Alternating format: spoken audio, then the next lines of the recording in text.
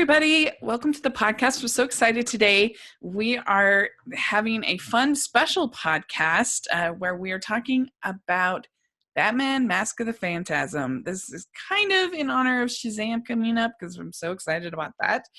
But also because I went on a special superhero movie ranking podcast over at Jay Vader's channel, and my friend Chris from Durbania, he said that he'd never seen this movie, and I said, okay, we have to solve this problem right now. So thanks so much for coming on the podcast.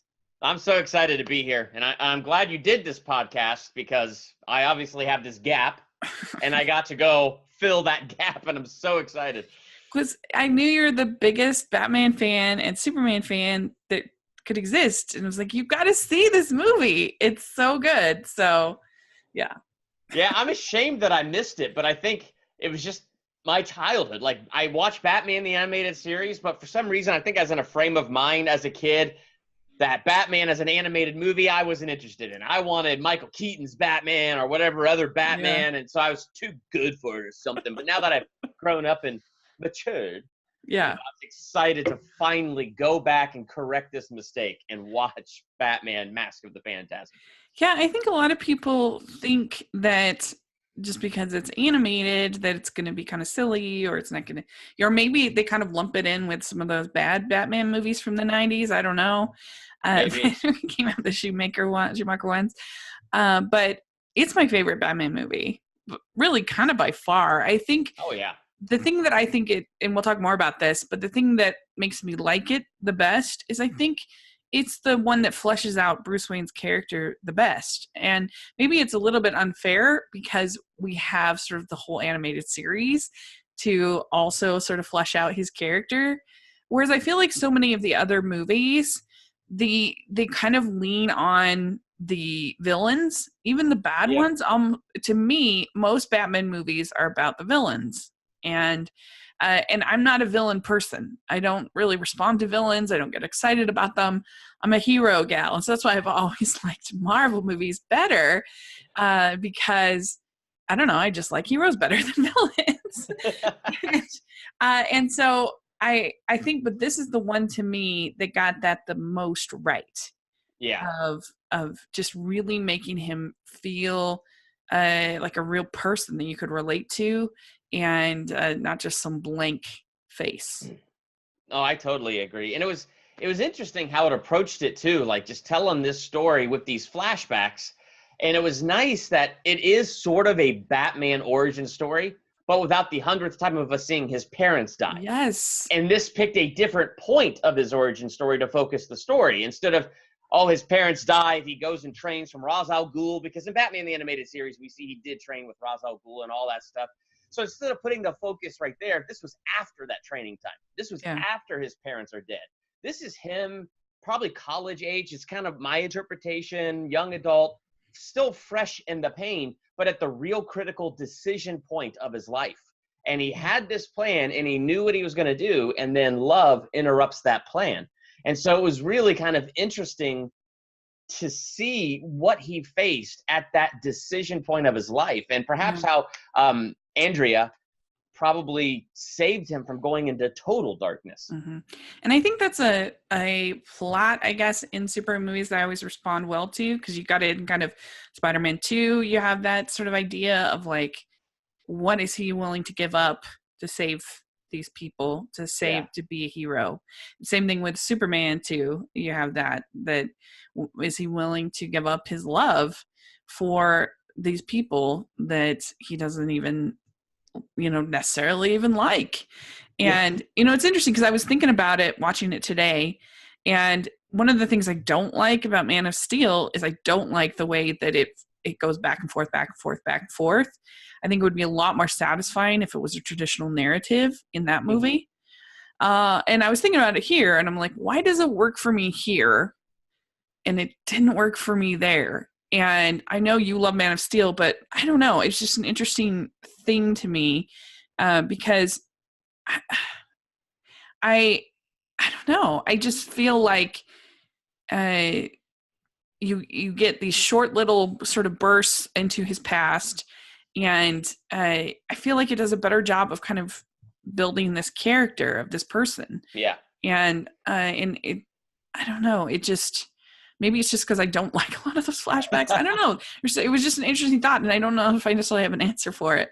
I But think if I could, yeah, give you my theory as to what I think, because Man of Steel is so much his refusal of the call. And he's yeah, so afraid. And so it's not him deciding between being a hero and choosing, to settle down with somebody that he loves. This is Man of Steel's a lot of him dealing with fear before he becomes Superman. And that's what a lot of the flashbacks are. And in some ways, and keep in mind, I love Man of Steel, and I've right. given nothing but positive spins on this stuff, but I'm going to go a little negative right now. It can give him a little bit of a whiny feel as Mm, he's going back and forth in a different way, whereas Bruce Wayne has not refused the call. In fact, he has accepted a calling on his life, and he wants to step into that calling. But in this narrative, as it's jumping back and forth, we're seeing a Batman who's already chosen to be Batman, but we're looking at a point in his life where he's facing some temptation between the love of his life or stepping out and being that hero. We yeah, know the choice that he's going to make. It's just interesting to watch him get there. It's kind of, we know what yeah, Clark is going to do. We really do. right. But it feels like if I had to compare these two movies, Clark comes off a little bit more whiny because it's not such a critical decision point, I guess. Hmm. Whereas Bruce Wayne, you really you see his pull to save the world. You see his pull to have, the love of his life. You see this vow that he's made to his parents, and how does he feel about that? So they added a few other layers in Hmm. this movie. Yeah, I think that's right. You did a good job explaining what I couldn't explain. That was very good. Yeah, I Keeping think in mind, I still love Man of yeah, I Steel, know. but I could go both ways and see what's positive about his journey, but I can also see Yeah, what's negative about it. yeah, that's good. Yeah, that's very good. I think there's just something about his character here that just feels sort of more. I just felt more sort of sympathy for him, and I think you're absolutely right. So you watched the animated series as a Yes. kid, correct? Yep. And yeah, I think that this does such a good job. I can't think of a better movie, either based on a television show or continuing on the story of a television show. We've seen that before. I can't think of a better one than I this. can't either. Yeah. I really can. I mean, I I don't know. I just trying to think of any other sort Well, it's of funny. The animated series has no origin point, really. It kind of just starts while he's Batman. So it's fun because you can watch this movie anywhere. You can watch it in the middle of watching the series, at the end of watching, or yeah, you can place it at the very beginning yeah, because it does kind of show you how he started to be that Batman. And so you could start it at the beginning with this film and then jump into the animated series, and it's seamless. And that's one of the things that I think I thought about that. I was watching this because I remember even as a kid, I was like, how did this Batman start? And now it was cool to see that and see kind of the struggle that he had in starting. yeah. Well, they had most of the team back from the animated series. Obviously, all the voice cast basically back with Kevin Conroy as Batman. He does such a great job. And then Oh, yeah. you have a great other cast with Stacy Keach, Abe Vigoda, Dana Delaney, really really good. And of course, you have Mark Hamill as the Joker, and he Yes. is so terrifying as the Joker. And like even a movie that I really disliked, the Killing Joke movie, he's still really really good as the Joker as far as vocal performance. Oh, yeah. It's interesting because what I liked about Mark Hamill in this one is kind of his faith in Batman. Like he's listening to this mob boss tell him all about how Batman is killing all these mobsters, and Joker's like, yeah, I'm not really buying it. So he kills the mob boss, ties him to a chair, sticks a camera on there to draw out the criminal and see who is this that is doing this in the name of Batman. And it was really, I thought Mark Hamill's Joker in this one was more clever than I've seen him in a very long time, and very frightening and scary. It was a really cool combo they put in his character. Yeah, I think so too.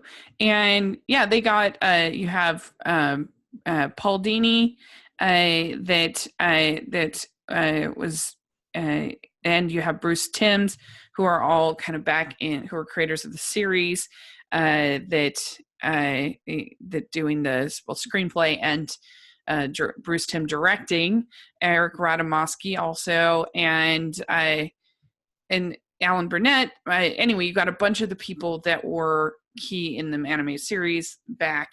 The only thing I think that you can really compare Batman the animated series to is X-Men the original series, and which I did not watch that. Yeah, you should definitely add that to your list because it's great. It's really, really well done, and I hope that if we get a reboot of the X-Men with this new ownership, that I hope they watch the animated series because it was great. And I actually for Hallmarkies, I got the chance to interview Catherine Disher, who's the voice of Jean Grey.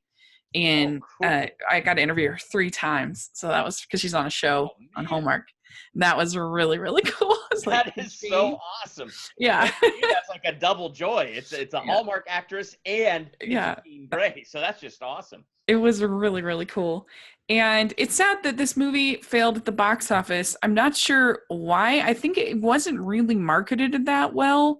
I think it was sort of in there really quick, and they didn't give a ton of notice to like the theaters and to that it and I think it's just sometimes a hard sell for these kind of animated films because people just have animation in this little bubble that that I think that if they do an animated Batman movie now that we've had Into the Spider-Verse, I think that it will do better. I think so too. Yeah. Sure. Yeah, I saw this is 1993, and it's like, the early 90s is kind of weird about some of that kind of stuff. And I watched the trailer for this as I was putting together my analysis that I recorded, and the trailer is awful. It's just awful. It doesn't show, I mean, granted, it doesn't spoil anything, but it also doesn't entice you to want to go see it. So if that was like the main theatrical trailer and the main thing to try to draw people in, no wonder it failed. It was not a good trailer. It does not show off like how good this film is. I mean, as soon as I hit play and the opening credits started and that music was playing, and as it's panning in and out of these 3D buildings, it looks a little dated to us nowadays, but my gosh, it was like majestic just watching the opening credits scene for me. I was like, oh, I'm in for something good. So I feel like whoever showed up for the theater did not regret it. But that trailer was horrible. Yes, I haven't seen the trailer, but I agree with you about the opening credits. I think it is really just, it immediately draws you in. It sets the tone. I love the way that this movie throughout the whole movie uses light and shadow. That's kind of an underappreciated part of animation that sometimes we don't think about, is the way that you can create tone and feel using different lighting and different colors and different things like that. And I think they do a really good job with that. And then, and Shirley Walker, her score was just so great in this. I love the way that it has like such gravitas, like the score. It uses these numbers and these that just, I don't know, it's pretty impressive for the budget and I mean, it's just impressive period, but especially impressive for something you'd expect this to be if you just listened to the score, you would think this was like a $200 million film, like a huge film. Yeah, no, and that was some of the cool stuff about the movie, and throughout the whole movie, the score held that for me, and that's one of the ways I just got lost in it and forgot I was watching a longer episode of Batman the Animated Series. Like the story and the score like combined together was an awesome like 1-2 punch. And it was it's some of that score kind of more nostalgia for me than probably for you. Took me a little bit back to Tim Burton's Batman and Batman Returns. But in that, it's just kind of cool to get that. And it made me go, man, I wish this was the Batman 3 instead of Batman Forever. Right. Yeah, I agree. And it was funny. She said that because there's a bunch of spots where it sort of is there's this choral kind of Latin, and it's very like big and bold. And she said that in some of those sections in the main title sequence that there were actually the names of Warner Brothers executives spelled backwards. Oh, wow. That's so it was cool. like Latin. Latin. Well, you know what? It sounded pretty. So that's it. That's good enough for me. I thought it was awesome. Yeah, me too. She is amazing. Yeah. And so yeah, I really, really like, and she did the score for the animated series, and then would go on to do a bunch more scores, Superman the animated series, the Batman Beyond. Yeah. Really, really, really great. And it just adds this, like I said, this gravitas to the whole movie, that you feel like this isn't just watching an extended episode of the show, that this is something really special. I Yeah. think having that fake Latin, it works for me. It really did. And it totally changed my expectation from the very beginning, because I was Yeah. expecting something good, because Sean Chandler makes fun of me for the fact that I haven't seen this yet. You've been like, why haven't you seen this? And I've had a couple other people like, what? You didn't see Batman Mask of the Phantasm? What is wrong with you? So I did have high expectations going in, but it's interesting, the gravitas, like you said, that score just kind of all of a sudden envelops you. And so just right from the very beginning, I went in with high expectations, and then that just Yeah. elevated me further and kind of just engrossed me in. And I texted my wife and went, oh my gosh, I'm watching the credits, and this is already one of the best Batman movies. Yes, I'm so happy. Well, it starts out, it's really interesting because I don't know if I can think of other Batman movies where it starts out with him just basically being Bruce Wayne, Yeah, and he learns that people don't fear him as Bruce, that this yeah, is not going to work. And so that's why he has to become Batman, is because he's just not, effective as just a man, which I thought yeah. was interesting. I like that. That was a really interesting little flashback scene that they did, where his first night out, just wearing the black clothes and a mask over his face. And it's funny because you can tell this is young Bruce Wayne. When he's recounting this to Alfred the next morning, he's like, I was in the zone, as he's practicing Yeah. his jiu-jitsu, but he's talking like a young guy who's utterly pumped on adrenaline and, oh, yeah, man, that was just totally awesome. I mean, he didn't talk like that, but he had that kind of energy about him. But yeah, that revelation that he's like, no, everything about what I did was good. And it felt like I was really in the zone. The problem is they weren't afraid of me from the start. And from the start, they need to be afraid, which was a really cool contrast, where the last flashback, and he puts on the cowl for the first time, and we don't see his face, but he turns around and Alfred kind of cowers back a little bit. It kind Yeah. of just shows you, like, as this progressed, he understood what he was going for from the beginning, and he brought up that fear that he wanted to inspire in others. So I thought, wow, there was just so much in that first flashback to that last flashback that was so good. Yeah, and one of the things I think is interesting about Batman as a character is that a lot of times it's hard to make sympathetic characters that are wealthy. We talk about a lot of times in Hallmark, you have the bad man of business who's Yep. ruining Christmas and doesn't like Christmas. Yep. And your Scrooge types, your kind of things. And it's tough, but I think that this does such a good job of kind of making Bruce immediately vulnerable. And a lot of the movies I feel like just don't even bother really Yeah. expanding Bruce as a character. They just kind of, like I said, they kind of lean on the villains, they lean on who's other characters, things like that, and they don't really expand upon why he's doing what he's doing. But I think this does such a good job of kind of, you've got his parents that are motivating him, but also he wants to he wants to make a difference, and he wants Mhm. to, and you have the contrast of this slimy councilman Arthur Reeves, who is a true bad man of business, and you Yeah. have the contrast of all of these crime bosses who are obviously bad men of business. And so I think that makes him seem like a hero. Yeah. And I thought that was interesting too, because even with Batman Begins, Christian Bale, his Bruce Wayne, put on the mask of a playboy. That way to Right. throw everybody off from the fact that he could ever be Batman. He's such a weird, crazy playboy. And even in that movie, Alfred had to be like, you are messing up your father's good name. And it was an interesting Yeah. thing for him to have to deal with, but I don't really feel like he ever kind of pulled up from that nosedive very much. But this one was kind of interesting because it showed both of his personas being good people. And Yeah. I Yeah. liked that Yeah. because, I mean, are you really going to guess that Bruce Wayne is Batman if Batman is really doing his job right and being the scary, mysterious figure from the shadows? And so Right. that's what this kind of settles on. He's Batman, but Bruce Wayne is also a good man. And like you said, he wasn't a pretentious snob like you see portrayed so much. Yeah. Even like before we really got into his vulnerability, and he had in the very beginning he had a girl on one arm and a girl on the other.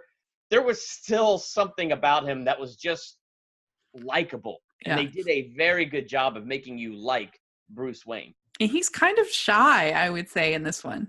Yeah, a little Yeah. bit. Which Yeah, is interesting. because even though he had those girls on his arms, it's not like he paid them to be there. But they're Yeah. probably the gold diggers, and he's shy and he's nice. And the funny line was that girl was like, "So no girl to make you do the I word? The what? Engagement? Oh, Yeah. And you have these pretty intense action scenes and these pretty intense kills for an animated yeah, thing, or even just for anything. Particularly, I think the Buzz Bronski in the cemetery, basically getting covered by that's pretty good. that was intense. Yeah. I was thinking I need to have a camera on me while I'm watching this because I was leaning forward on the edge of my seat, like, "Are you kidding me?" Like I was just on the edge of my seat, like when that first guy that the Phantasm kills, and he tries to run the Phantasm over and goes out of the parking garage and into the next building. Like that was pretty intense. But then you get to the graveyard scene, and you have the Phantasm pretty much doing the worst fear that we all have, being buried alive, dropping the stone on that guy in an empty grave.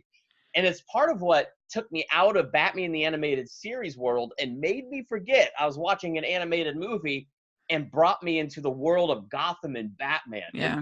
Those scenes were really good. Yeah, I think so too. And did you like the whole idea of the Phantasm? The Phantasm was Yeah. excellent. I mean, even the twist of identity, who the Phantasm was, which I thought that was kind of predictable. But even though it was predictable, I was totally in on that journey. Like the predictability of it did not turn me off in any way. And it was just kind of cool, though. Like, I love the voice modular thing that the Phantasm had, so it sounded scary. I still want to understand how the Phantasm disappeared in and out of the mist. That was Right. pretty slick. So That's there's a pretty good. lot of really cool things about that. Also, I don't know how she kind of expands her body to Yeah, make her look so big, but I don't know. It's got to be some sort of puppeteering thing. yeah, I don't know. But it worked, man. yeah, That villain was intimidating. And yeah. I was watching this thinking, why? Okay, so we adopted Harley Quinn out of the animated series. Why hasn't there been the same adoption of this villain out of this movie? This is really good. Yeah, and I think it could really work. And I think that you get just enough of the Joker, because I don't know, I feel like that character is almost the best sort of balanced out.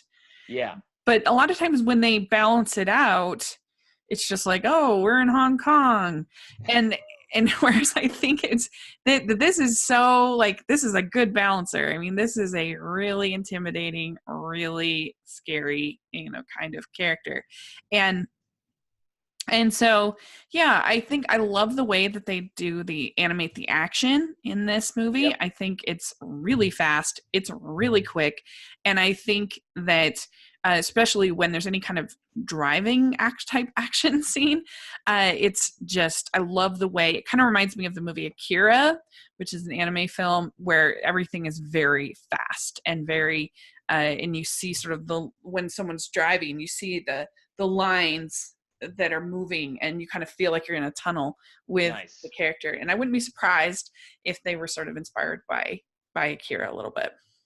Yeah, I wouldn't be surprised either. But I agree. The animation and the fight scenes, like, I didn't even think about it till you said it. That's how much into this I got that I just, oh yeah, it was. I mean, I was just that into it. I was like, this is so well done. And one of my favorite scenes is probably before Bruce Wayne was Batman and he's just wearing the black outfit and he was chasing that guy down in that truck.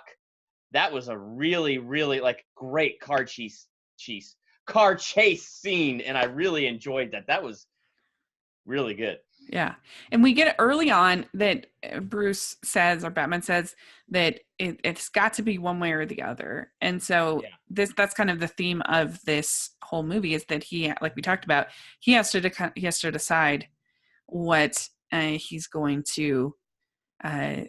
to do with his life, and is he going Yes. to? It's got to be one way or the other. Uh, and also, like when he's talking at the graves, that and he's sort of remembering what happened with Andrea Beaumont, that and he says, please, I need it to be different. And I think that you really get to inside his heart, that he just wants to be happy, and that uh and that he says to, and then he later in one of the flashbacks, he says to Andrea, he says, I know I made a promise, but I didn't see this, or he says this to Alfred about getting engaged to Andrea. She says, I know I made a promise, but I didn't see this coming. I didn't count on being happy. Yeah. Which is such a chilling line, because kind of, that he's not going to be happy. It's not going to work out, because it's a flashback, but also you just know that his calling is to not be happy. And it's something I think about all the time, that like, how do I explain this? That we have like these beautiful works of art that come out of despair and passion and horrible things happening. And so do we say, oh, we want this person to be happy, therefore they won't have created this beautiful art? Or do we say, you'd be unhappy so that we get the great art? It was kind of an interesting question. Oh, it is. I mean, it's kind of what they talk about in a little bit in Whiplash. Do we want to put up with all of this in order to create something great? And I still am not convinced that that's required to create something great. But even in the movie Amadeus, it's kind of the same question of like, he was very miserable, but if he wasn't miserable, would we have gotten that great music? I don't know. We might probably wouldn't have. And so it's an interesting kind of dilemma for people, I think. C.S. Lewis, my favorite author of all time, he brought that up in his book Paralandra, which is the second book in his space trilogy, because he talked about the fall in Eden and how out of it God made the most beautiful thing with Jesus on the cross and the new creation, how he made something utterly beautiful out of something so broken. But then C.S. Lewis adds this line, but that which was made whole was never meant to be broken.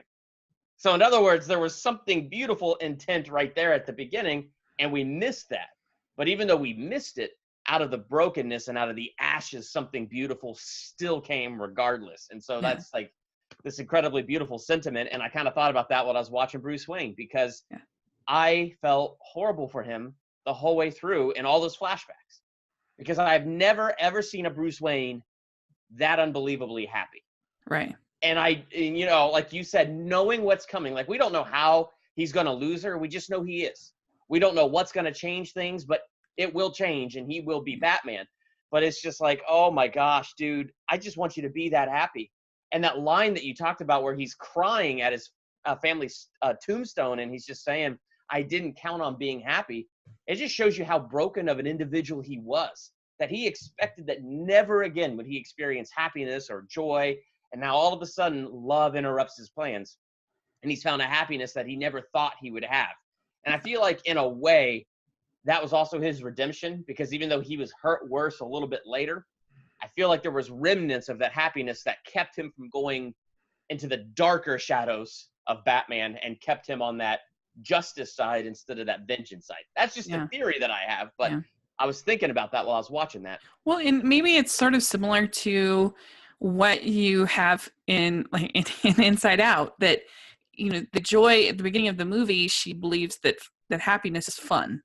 Happiness is, and by the end she understands that happiness is a much richer experience, and that it requires a certain degree of sadness and a certain degree of sacrifice in her life. And I think that maybe we get a little bit of that here too, that he feels the extreme joy of falling in love, which that's got to be the most happy thing that anyone can experience in life. And instantaneously all those bats come out of the cave, which I thought was really great imagery. It really was. It's like destiny is calling. Oh, this sucks. Yeah. And like you said, I really appreciated that they have this origin story without the Mrs. Wayne clutching her pearls. And Yes. it was just refreshing. And It was refreshing. Picking a different point of his origin to tell a story from this point. We don't have to go all the way back. We can yeah, pick it up at this point right here, which is probably a little bit more interesting. right. Yeah. So then Andrea, she basically Dirk Johns him, gives back the ring, and it's so sad. That was sad. Oh, I hated that scene. I was like mad and sad. I was like, what happened at that dude's house with those criminals? Her father should never have been in with those criminals. Yeah, and then but I do love when she's talking with Bruce, and she says, "The way I see it, the only one controlled by his parents is you." That was a really strong line in this movie. That made me pause while I was watching the movie. It's like, oh Yeah. gosh. But I think the truth of that statement is she was controlled by her father in the hmm sense that her anger that he was murdered, the vengeance is controlling her. Yeah. So I feel like even though she said it, they are both being controlled by their past and their parents in that moment. Yeah.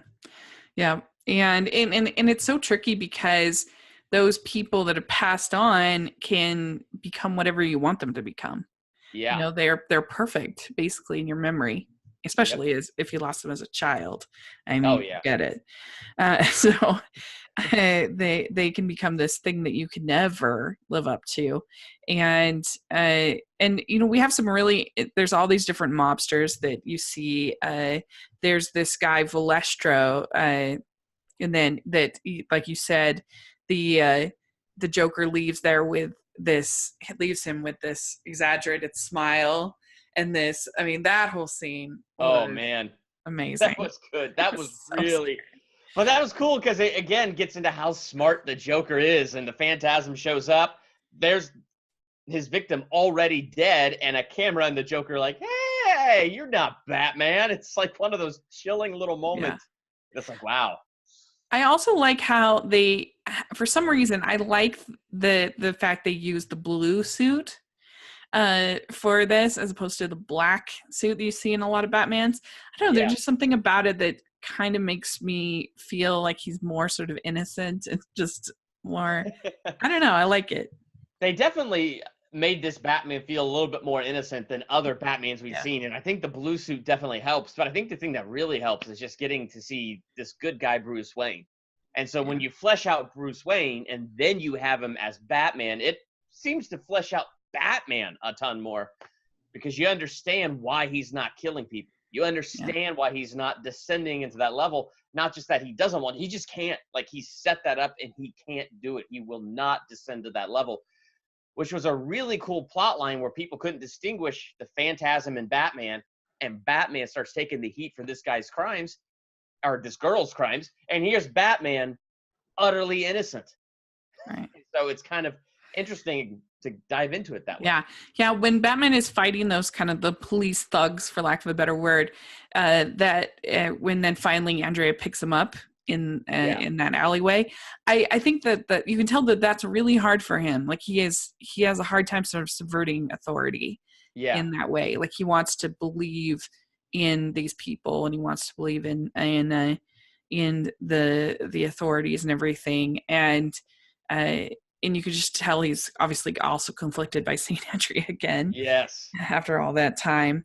And we find out that her father basically is sort of blackmailed, that he got money the from the organized crime, and then he was kind of he was threatened, and so that's why she ended up having to break things off, and they were on the run basically.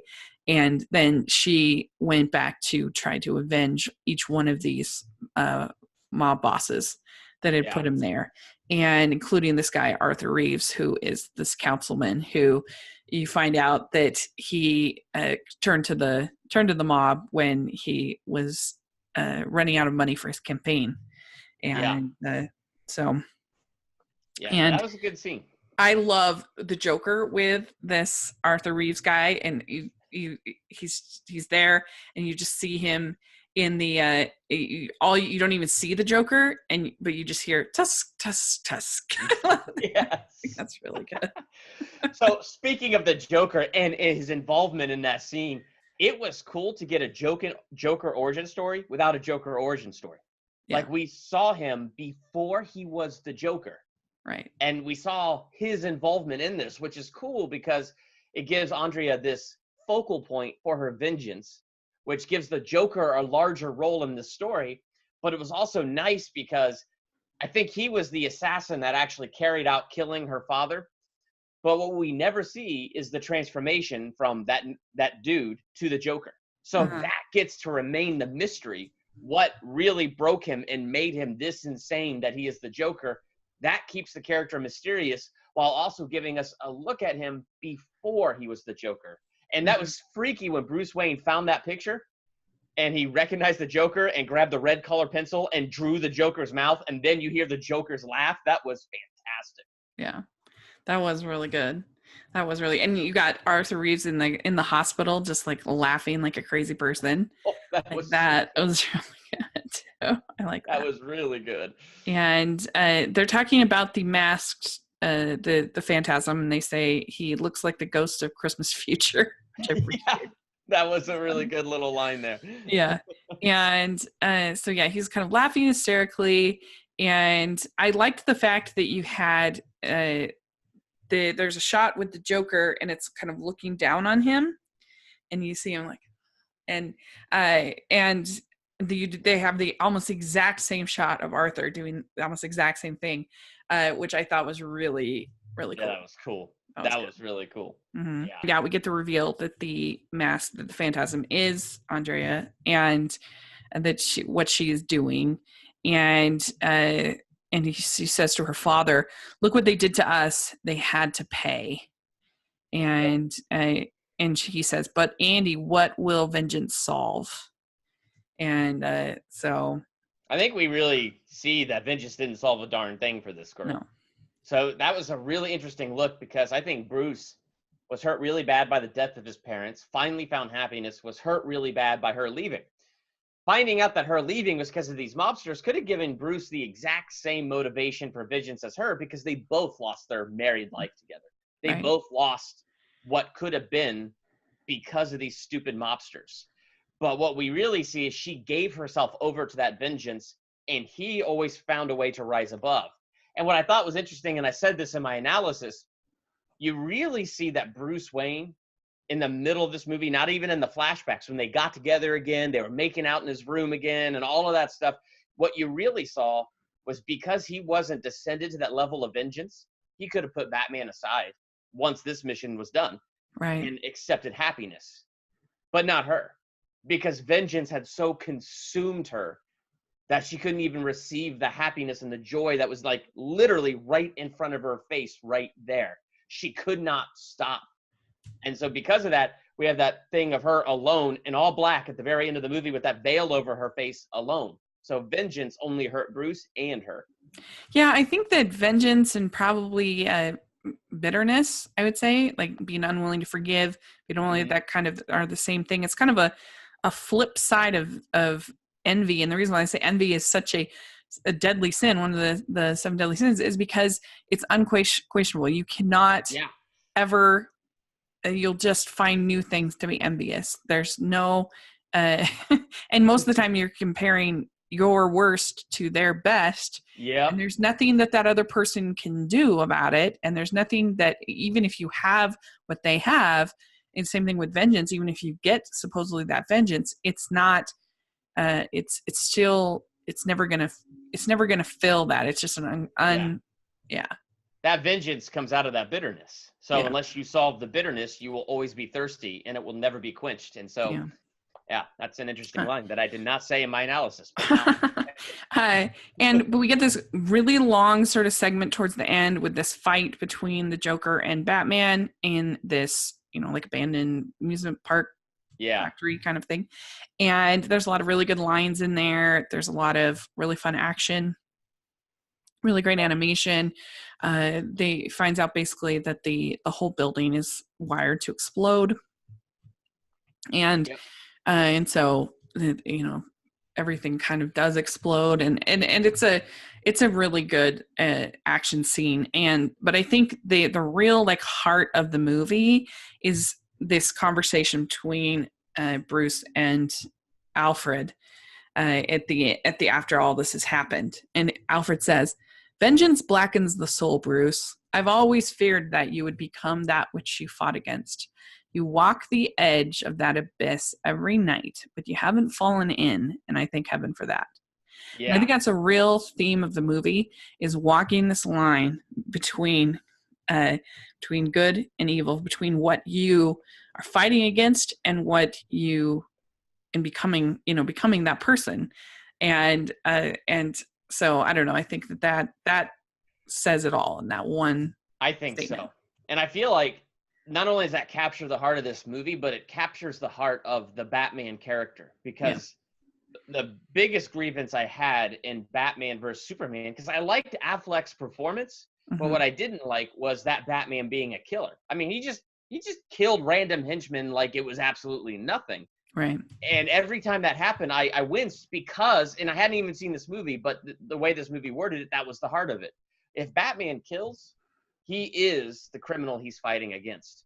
And to me, that's always what made Batman interesting. He wears darkness. He comes to inspire fear in his enemies, but his heart is really light. So it's this weird contrast of who this guy really is. And I feel like this movie was the best representation of that. And it's one of those reminders why I always loved Batman as a kid. Like Superman and Batman were always my two favorites. And that is something that I loved about Batman. Yeah, he got his hands dirty, but there was a line he was never going to cross because he knew who he was and he knew why he was doing what he was doing. Well, and that's what allows him to be a symbol of hope. Whereas, a lot of these kind of characters become very just sort of one note and aren't interesting. But because he walks this line between this, you walk the edge of the abyss every night, that you love him for that. Yeah. You are because you know what he sacrificed and you know how hard that is for him, and so that makes him a character that's easy to root for. And whereas if he's just some vigilante, that's not as Yeah. good. And that's Yes. kind of the problem with a lot of modern, well, when I say a lot of modern, I'm picking on Batman versus Superman. That was my problem, is because he was more of a random vigilante. I was more on Superman's side. They're like, yeah, Superman, you got to stop this guy. And Yeah. yeah, and what was sad was they didn't give him a reason to be that way. Yeah, you see the Robin suit, ha ha ha, jokes on you, but you didn't see what made Bruce really fall to that level. And so that's what was missing in that Batman versus Superman, is why is he at this level? And that's what I loved about this one, is we saw the heart of Batman in this movie. Yeah, I think they were trying to do it with the Martha moment, but it just came out of nowhere. Yeah. And so it didn't feel earned at all to me. And it was just kind of funny because it was Yeah. so out of the blue. And they do a much better job in this movie of making him the world's greatest detective and making him really putting the pieces together. I think Yeah. a lot better than in that movie, certainly, but in most of the movies, because I don't know, he's smart. Whereas in that one, I felt like everybody was smarter than Bruce Yeah. Wayne. Yeah. Yeah. Everybody Well, I mean, was able to, they really try to highlight the wisdom of Lex Luthor, apparently, in the way that he was able yeah, to perceive Superman and Batman and find out their identities and then use that against them. And it's like, okay, we saw the wisdom of Luthor, he's but Batman so, is yeah, so smart. So why did we not have that in there? So yeah, those are among my weaknesses that I could pick on BVS for sure. yeah. I And mean, we should probably have a whole nother podcast about that, but yeah, I do think that movie really missed sort of the tone and why we root for both of those characters. I think they yeah, got Superman wrong, and they got Batman wrong, but this I think really really gets it right, that he is that it's a scary thing that he's doing, and that he is scared, that that I think it works him being kind of shy and kind of yep, quiet, and that he's just trying his best to sort of fill his role of what he's kind of been called to do. and you learn the backstory, you learn the sacrifice. And when he says goodbye my love, like, or when Andrea says, I think it's Andrea says goodbye my love to them, Yep. it's really a heartbreaking moment. And I don't know, I just really, really enjoyed this. I really enjoyed this movie. I think it's very well done. I think the animation is great. I think little things like the sound design is great. I think, Yep. like I said, we said the score, the just, I don't know, I just love, it's one of my, when I did my top 50 favorite anime films, this made my list, and I can probably even definitely higher see now that I that. think about it. But anyway, so there we go. We pretty much covered the whole I think we movie. did. It's a very short movie, but it's interesting. So I'll do this one last little comment, maybe last little jab at the Yeah. DCEU, which I hate doing because I love DC. I really, really do. Yeah. But I look at the DCEU and I look at movies like Batman Mask of the Phantasm, and all I can think is, look how many scriptwriters you have that get these characters. Look at all these stories that exist and all these different levels of depth that you can hit. My gosh, DC, take your time. And I think they are now. I think they Yeah. kind of figured it out, and I think going forward we'll see more of that. But man, it's like you go back into these DC animated films, like a lot of the Superman ones, Batman Mask of the Phantasm, and all like Justice League War and stuff. They really do a good job of telling a story and getting to the heart of the characters. Yeah. I think that's key, because I think that is what made me love Wonder Woman so much, is that I felt so attached to her character. Yes. And I think that this version of Batman, like I said, does the best of really getting you attached to Bruce Wayne as a character and a person with feelings. And so I think that that's key, because we've seen so many sort of action movies, and Yep. so if you're there's some movies that are sort of saved by just the sheer charisma of the cast and Yeah. the wittiness, I guess, of the script. But for the most part, you still, that's all sort of part of building up the character and making you feel attached to the character. And if they want to go dark and gritty, if that's the kind of movies they want to make, there's nothing that some of the really dark movies can actually be very hopeful. Oh I think yeah. of a movie like, well, I mean, I think this movie actually is quite hopeful in a way in the end. But I think of something like Nightmare Before Christmas, let's say. It's very dark. It's full of very dark imagery, scary Yeah. things, whatever.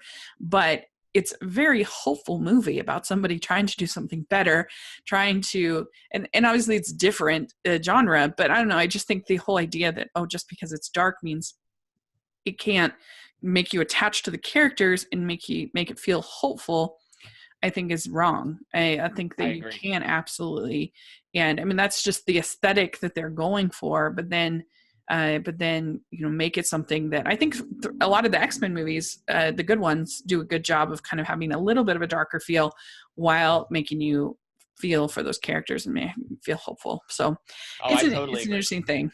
Yep. So anyway, this was really fun. Yeah, it was. I'm so glad we finally got you. We got to maybe figure out a movie that I haven't seen. Okay. We could do. I will think about that, because Yeah. I could think of some, actually. Some of those rated R ones, but I won't force you into those. But yeah. Well, yeah. Yeah. So anyway, thanks for doing this. This was a lot of fun. We'll look forward to Shazam, so that's coming out. When we post this, it'll be that weekend. So look Yeah. forward to that. And so where can people find you on your channel? Oh, you can find me on YouTube. Just search Durbania. I'm the one and only channel with that name that'll pop up. And so I do movie reviews, ranking videos. I do this thing called a theological analysis, where I take like this movie and kind of break down and find certain theological components, like the idea of vengeance and bitterness and letting that go, and kind of dig into that. It's a fun conversation to be had. So I do a lot of fun stuff like that on my channel, and I'd love it if you come over and check that out. Yeah, you guys should. I really love your theological analysis. Oh, thank you. And I mean, we They're come fun. from different, probably spiritual backgrounds, but I still find things I can really use from it. And I appreciate that. Awesome. So, Is really cool. So yeah, you can find me at Rachel's Reviews all over social media and on Rotten Tomatoes and on here on YouTube and iTunes. If you're listening on iTunes, if you can give us your ratings and reviews, really appreciate that. And if you are listening or watching on YouTube, give us a thumbs up and subscribe to the channel. Really appreciate that too. And let us know what you think of Batman: Mask of the Phantasm. Where is it line up in your rankings of Batman movies, and what do you like about it? We'd love to hear it in the comment section and on Twitter. Let us know. That would be a lot of fun. So thanks again, and we'll definitely have to talk again soon. Yeah, we will. Okay, bye. Okay.